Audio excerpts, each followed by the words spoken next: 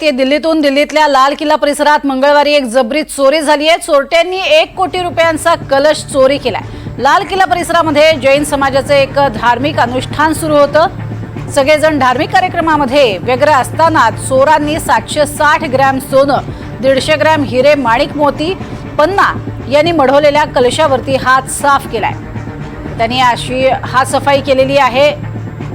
या चोरीनंतर बराच वेळ अनेकांची ही घटना लक्षातही आलेली नव्हती, मात्र कलश त्यानंतर दिसला नाही आणि मग मात्र खळबळ उडाली। येथे सुरक्षा व्यवस्थेवरही प्रश्नचिन्ह उपस्थित होते। तात्काळ पोलिसांनी तपासाला सुरुवात केली आहे। पोलिसांनी लाल किल्ला परिसरामध्ये जैन समाजाचं धार्मिक अनुष्ठान सुरू आहे या ठिकाणी पाहणी केली आहे। धार्मिक कार्यक्रमामध्ये लोक व्यग्र असल्याचं पाहताच अशा पद्धतीने ही चोरी करण्यात आलेली आहे। अधिक माहिती घेऊयात रामराजे शिंदे यांच्याकडनं। रामराजे, पोलिसांचा तपास कुठवर आलेला आहे, काय अधिक माहिती? बिलकुल नियोजन पद्धतीने ही चोरी करण्यात आल्याचं दिसून येत आहे। कारण साधारणतः 750 ग्रॅमचं हे सोनं होतं आणि 150 ग्रॅमचे हिरे आणि माणिक मोती होते आणि या कलशावर हात मारलेला आहे।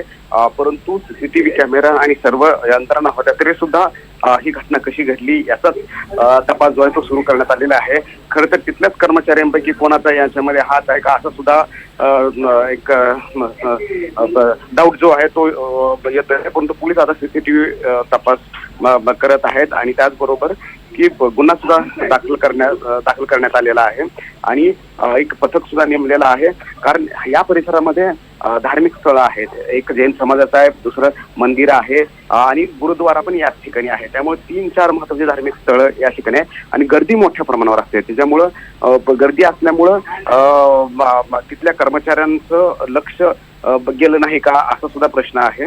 आता या संदर्भात जैन समुदायाकडून इथे 15 ऑगस्ट पासून कार्यक्रम करण्यात आला होता आणि तो साधारणतः 9 सप्टेंबरला संपणार आहे आणि त्यामुळे या कार्यक्रमामुळे एक मोठी गर्दी जी आहे ती इथे निर्माण झाली होती आणि आता पोलिसांचं पथक नेमण्यात आलेलं आहे या चोरांना पकडण्यासाठी। नक्कीच, तुर्तास धन्यवाद या संपूर्ण माहितीसाठी। तर लाल किल्ला परिसरातनं तब्बल 1 कोटी किमतीचा हा कलश जो आहे तो चोरून नेण्यात आलेला आहे, मात्र ही बाब कोणाच्या लक्षात आली नाही। सीसीटीव्हीत मात्र ही बाब कैद झाली।